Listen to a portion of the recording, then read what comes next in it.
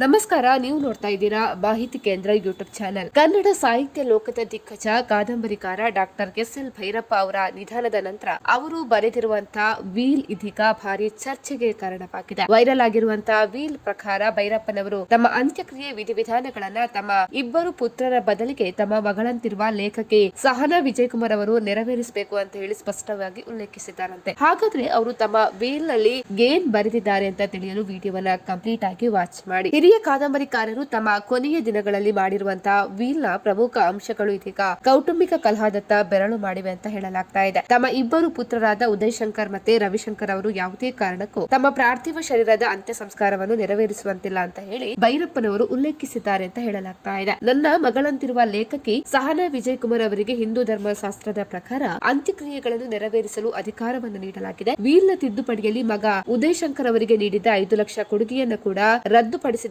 ಅಂತ ಹೇಳಿ ವರದಿಯಾಗಿದೆ. ಅದೇ ರೀತಿ ಹಾಸನ ಜಿಲ್ಲೆಯ ಚನ್ನಪಟ್ಟಣ ತಾಲೂಕಿನ ಸಂತೇಶ್ವರ ಗ್ರಾಮದಲ್ಲಿ ತಮ್ಮ ಅಂತ್ಯ ಸಂಸ್ಕಾರ ನಡೀಬೇಕು ಅಂತ ಹೇಳಿ ಅವರು ಬಯಸಿದ್ದಾರೆ ಅಂತ ಹೇಳಿ ಎನ್ನಲಾಗಿದೆ.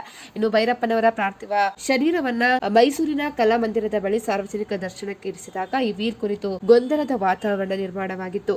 ಅಭಿಮಾನಿ ಎನ್ನಲಾದ ಪನಿಷ್ ಎಂಬವರು ವೀಲ್ ಪ್ರತಿಯನ್ನ ಪ್ರದರ್ಶನ ಮಾಡಿ ಭೈರಪ್ಪ ಅವರ ಕೊನೆಯಾಸೆಯಂತೆ ಅಂತ್ಯಕ್ರಿಯೆಯನ್ನ ಪುತ್ರರು ನಡೆಸಬಾರದು ಅಂತ ಹೇಳಿ ಪ್ರತಿಭಟನೆ ಮಾಡಿದ್ರು. ಸೊ ಈ ಅನಿರೀಕ್ಷಿತ ಬೆಳವಣಿಗೆಯಿಂದಾಗಿ ಕೆಲ ಕಾಲ ಬಿಗುವಿನ ಪರಿಸ್ಥಿತಿ ಕೂಡ ಉಂಟಾಗಿತ್ತು. ಇನ್ನು ವೀಲ್ ನ ವಿಷಯ ದೊಡ್ಡ ವಿವಾದಕ್ಕೆ ಕಾರಣವಾದರೂ ಕೂಡ ಅಂತಿಮವಾಗಿ ಕುಟುಂಬದ ಸದಸ್ಯರ ತೀರ್ಮಾನದಂತೆ ಮೈಸೂರಿನ ಚಾಮುಂಡಿ ಬೆಟ್ಟದ ತಪ್ಪಲಿನ ರುದ್ರಭೂಮಿಯಲ್ಲಿ ಸರ್ಕಾರಿ ಗೌರವಗಳೊಂದಿಗೆ ಡಾಕ್ಟರ್ ಎಸ್.ಎಲ್. ಭೈರಪ್ಪ ಅವರ ಅಂತ್ಯಕ್ರಿಯೆ ನೆರವೇರಿದೆ. ಇನ್ನು ಕುಟುಂಬದ ಸದಸ್ಯರು ಈ ವೀಲ್ ಕುರಿತು ಇದುವರೆಗೆ ಯಾವುದೇ ಅಧಿಕೃತ ಹೇಳಿಕೆಯನ್ನು ಕೂಡ ನೀಡಿಲ್ಲ. ಸ್ನೇಹಿತರೆ, ನಾವು ಮಾಡಿರುವಂತಹ ವಿಡಿಯೋ ನಿಮ್ಗೆ ಇಷ್ಟ ಆದಲ್ಲಿ ವಿಡಿಯೋಗೊಂದು ಲೈಕ್ ಅನ್ನು ಕೊಡಿ. ಅದೇ ರೀತಿ ಮತ್ತಷ್ಟು ಅಪ್ಡೇಟ್ ಗಾಗಿ ನಮ್ಮ ಚಾನೆಲ್ ಅನ್ನು ಕೂಡ ಸಬ್ಸ್ಕ್ರೈಬ್ ಮಾಡ್ಕೊಳ್ಳಿ.